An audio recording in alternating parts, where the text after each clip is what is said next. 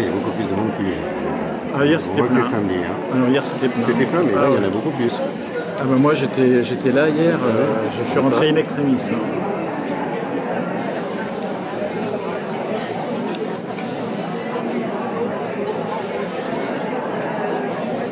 Il y a plus de monde que les autres années en fait. Ah non, ça a toujours été... Oh, pas ce point-là. Ah bon? Les copines qui sont là depuis tout le temps.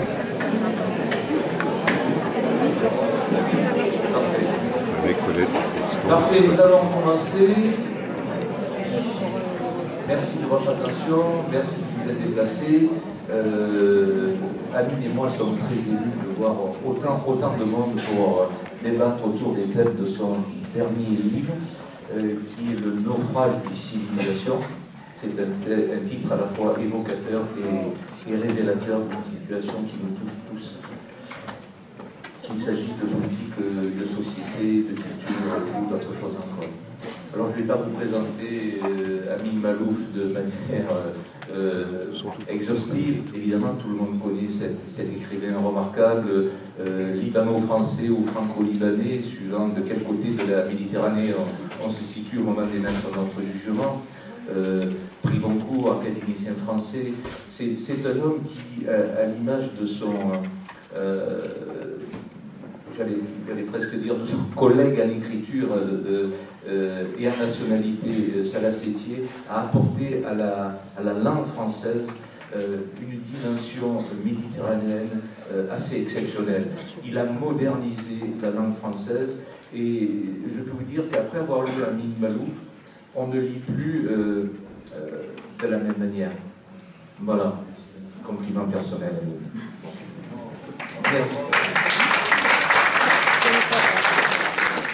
Je vais vous expliquer rapidement de quelle manière on a prévu, Amine et moi, de faire se dérouler cette discussion, parce que finalement c'est de ça qu'il s'agit, autour de la thématique éminemment actuelle de ce nouveau livre. Donc je vais lui demander de vous lire quelques passages, il a accepté, c'est assez exceptionnel, de vous lire quelques passages du livre que j'ai moi-même sélectionné, mais avec son accord, hein, et qui sont assez révélateurs. Et ensuite, on va commencer notre jeu des questions et je pose des réponses. Voilà. Merci de votre attention.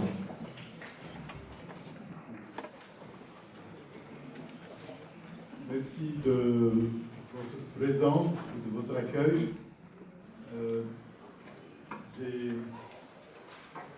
Nous allons commencer effectivement. Salvatore a choisi quelques textes. Je n'ai pas remis en cause ses choix.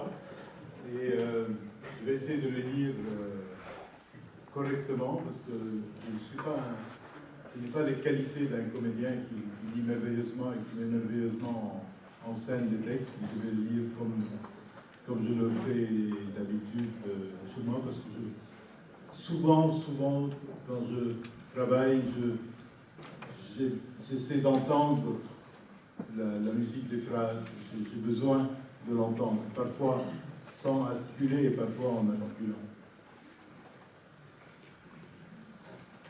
Donc, ça, c'est la toute première page du livre.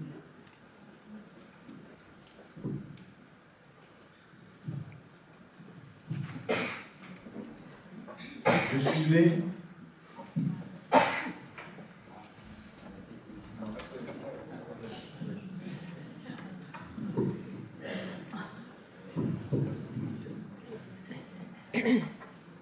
Je suis né en bonne santé dans les bras d'une civilisation mourante. Et tout au long de mon existence, j'ai eu le sentiment de survivre, sans mérite ni culpabilité, quand tant de choses autour de moi tombaient en ruine. Comme ces personnages de films qui traversent des rues où tous les murs s'écroulent et qui sortent pourtant indemnes, en secouant la poussière de leurs habits, tandis que derrière eux, la ville entière n'est plus qu'un amoncellement de gravats. Tel a été mon triste privilège dès le premier souffle, mais c'est aussi sans doute une caractéristique de notre époque si on la compare à celles qui l'ont précédée. Autrefois, les hommes avaient le sentiment d'être éphémères dans un monde immuable. On vivait sur les terres où avaient vécu ses parents. On travaillait comme ils avaient travaillé. On se soignait comme ils s'étaient soignés. On s'instruisait comme ils s'étaient instruits. On priait de la même manière. On se déplaçait par les mêmes moyens. Mes 4 grands-parents et tous leurs ancêtres, depuis 12 générations, sont nés sous la même dynastie ottomane. Comment auraient-ils pu ne pas la croire éternelle? De mémoire de rose, on n'a jamais vu mourir un jardinier, soupiraient les philosophes français des Lumières en songeant à l'ordre social et à la monarchie de leur propre pays. Aujourd'hui, les roses pensantes que nous sommes vivent de plus en plus longtemps et les jardiniers meurent. En l'espace d'une vie, on a le temps de voir disparaître des pays, des empires, des peuples, des langues, des civilisations. L'humanité se métamorphose sous nos yeux. Jamais son aventure n'a été aussi prometteuse ni aussi hasardeuse. Pour l'historien, le spectacle du monde est fascinant. Encore faut-il pouvoir s'accommoder de la détresse des siens et de ses propres inquiétudes.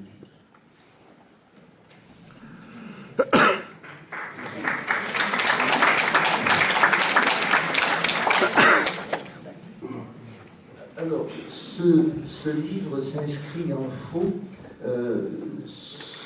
suivant le constat qui a été fait par de nombreux collègues journalistes, que les intellectuels, les écrivains, les artistes s'impliquaient paradoxalement de moins en moins dans la prise de conscience des crises qui frappent nos sociétés. On parle aussi bien du côté arabo-musulman que du côté occidental, et même du côté asiatique. Ce livre, moi je le considère un peu comme un manifeste à la fois pessimiste, mais pas désabusé, mais pessimiste et lucide sur la situation que connaît la planète. Je ne parle pas de notre société ou de nos sociétés, mais de la planète d'une manière générale, qu'il s'agisse de politique, qu'il s'agisse de culture, qu'il s'agisse de société, qu'il s'agisse même d'environnement. Alors ce qui est assez incroyable, c'est que tu as parcouru le fil finalement de ta mémoire, non pas pour parler de toi, mais pour parler de nous, pour parler de notre inquiétude, de nos inquiétudes à ces crises qu'on ne comprend pas forcément, qu'on comprend d'ailleurs de moins en moins. Et tu as ouvert le débat, voilà, un peu introspectif, avec 2 dates, autour de 2 dates, qui sont 1967 et 1979, 2 années que tu considères comme des années essentielles pour bien comprendre le mécanisme pervers qui est en train de nous broyer tous. Et je voudrais que tu me parles de ces 2 dates. En préambule, je dirais que beaucoup d'écrivains parlent du monde, mais c'est un peu un prétexte pour parler de soi-même. Moi, je parle de moi-même, mais c'est un peu un prétexte pour parler du m'entoure. Je suis fils de journaliste et j'ai un travers que j'avoue depuis probablement l'âge de 9-10 ans et qui n'a cessé de se renforcer et de s'aggraver durant les 60 dernières années. Je suis passionné par les événements du monde.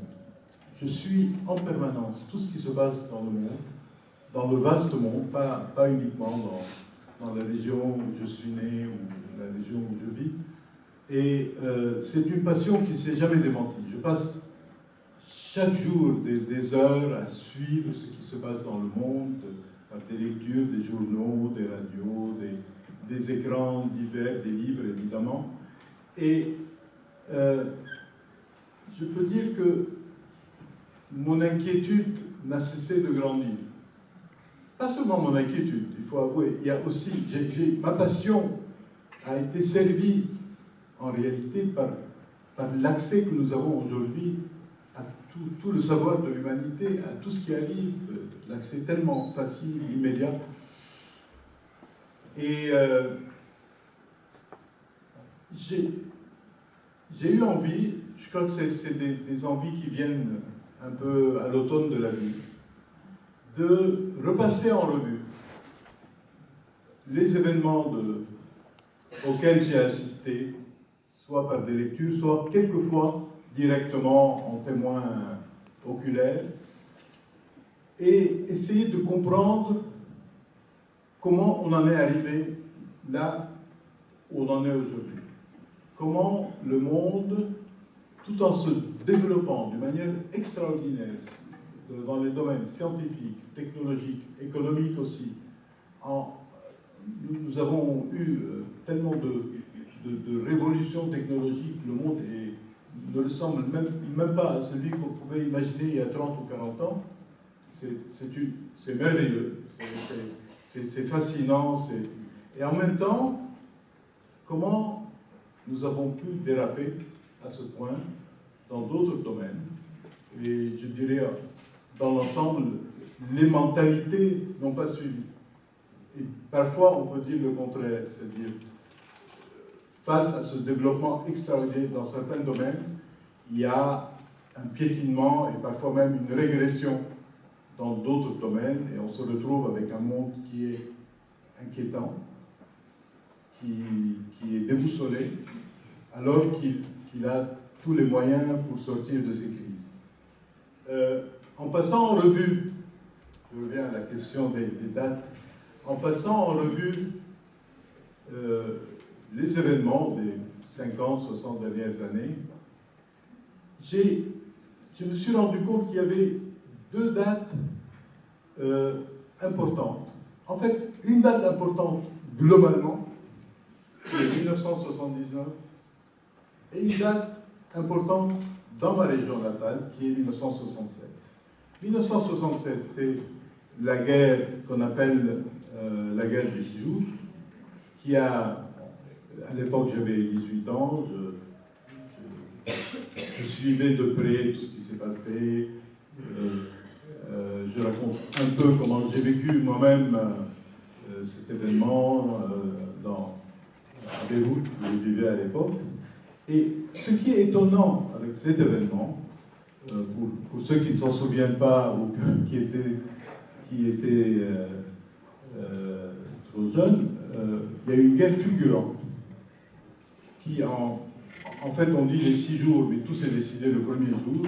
Il y a eu une tension qui montait pendant des semaines, et le 5 juin 1967, il y a eu une attaque fulgurante de l'aviation israélienne sur l'aviation des pays voisins, c'est-à-dire essentiellement l'Égypte, la Syrie et la Jordanie, qui a anéanti l'aviation, et dans les 2-3 jours qui ont suivi, la guerre était finie. Mais tout s'est passé dans la journée essentiellement dans la journée du 5 juin.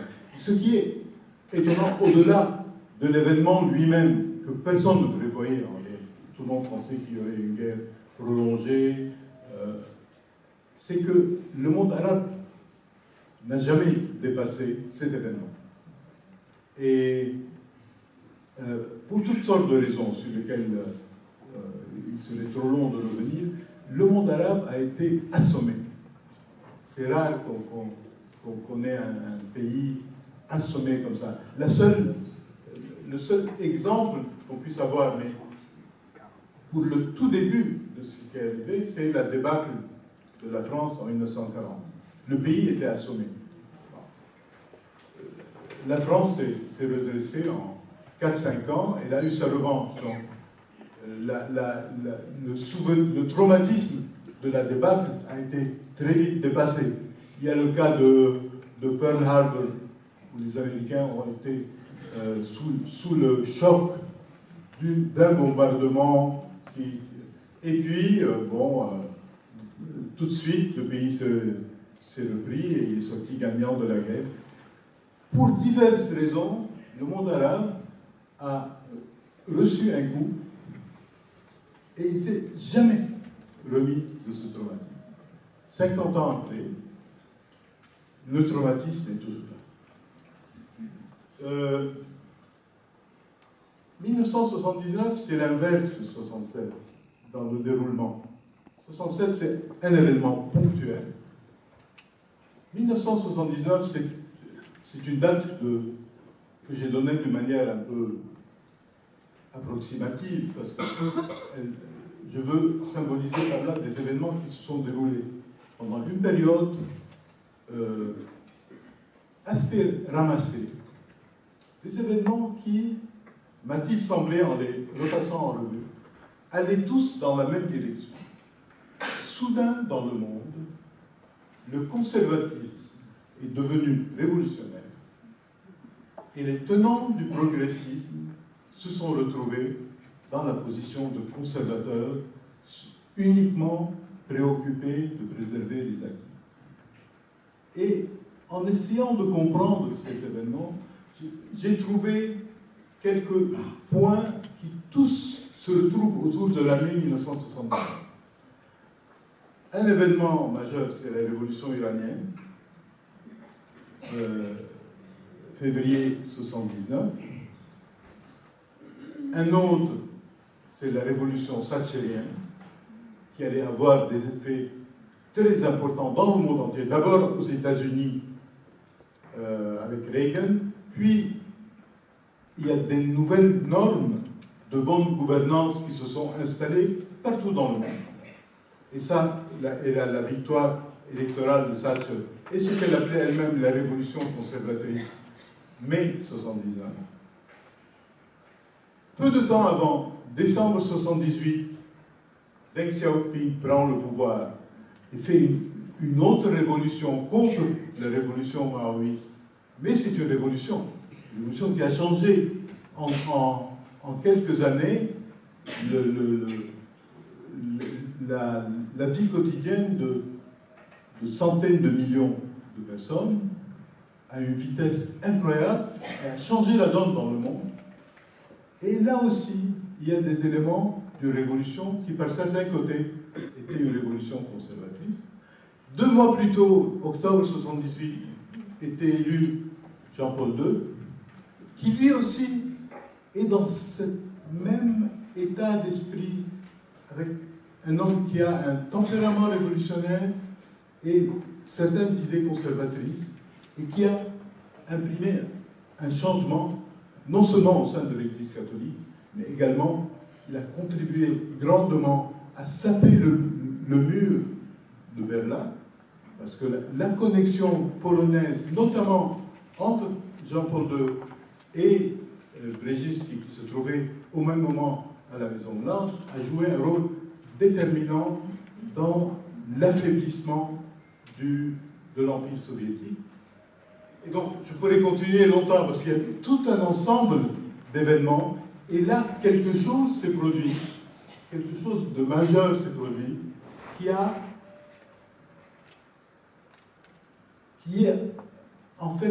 posé les fondements du monde dans lequel nous vivons aujourd'hui. Ça s'est passé il y a 40 ans. Donc une partie de ce livre est consacrée à ce que j'appelle le grand retournement, ou l'année du grand retournement qui est 79. Ce qui est important de signaler, c'est que contrairement à beaucoup de monde qui parlent de cette situation globale qui est la nôtre aujourd'hui, Amin Maalouf ne s'est pas contenté de l'observer, il a vécu de l'intérieur. Il a été pendant un certain nombre d'années journaliste sur le terrain. Il a été directeur d'un prestigieux magazine que tout le monde connaît, qui s'appelle Jeune Afrique, qui était le magazine des révolutions, qui était le magazine du changement du monde au travers de la vision africaine des choses. Et il a vécu des moments terribles. Il a vécu lui-même, par exemple, l'assassinat de Kamel Nasser, qui était quelqu'un qu'il connaissait très bien, qui était un poète, qui était un journaliste, et qui était surtout un fidèle de Yasser Arafat. L'assassinat, il l'a vécu en direct par les forces spéciales israéliennes, qui sont entrées au Liban une nuit et qui ont assassiné ce personnage qui était en train de changer la vision des journalistes internationaux autour de l'action de l'OLP au sens large et du Fatah. Donc ça, il l'a vécu vraiment. Il il raconte ça à l'intérieur, je vous assure que ça vous fait venir la chair de poule. Il faut lire ça. Ça, c'est très important. Il a vécu des choses aussi encore plus importantes, vous voyez, parce que là, on parlait du local, mais on parle de quelque chose d'encore plus important, qui est la prise de pouvoir en Iran par Khomeini. Il était dans l'avion du retour de Khomeini, de France en Iran. Il était présent dans le petit théâtre où a été proclamé par l'ayatollah Khomeini, dans une petite salle qui est à peine plus grande que celle où nous sommes aujourd'hui, et l'ayatollah Khomeini a proclamé la République islamique. Il a participé à des événements, il a participé comme protagoniste, allez, je vais dire, en tout cas comme témoin privilégié des événements qui ont changé la face du monde. Il ne s'est pas contenté de les observer de loin, il les a vécus de l'intérieur. Ça fait la différence aussi. Et je peux vous dire qu'il y a à certains moments, c'est un essai en forme de roman, c'est pas possible. Oui, c'est possible, parce que tout est vrai, n'est-ce pas? En fait,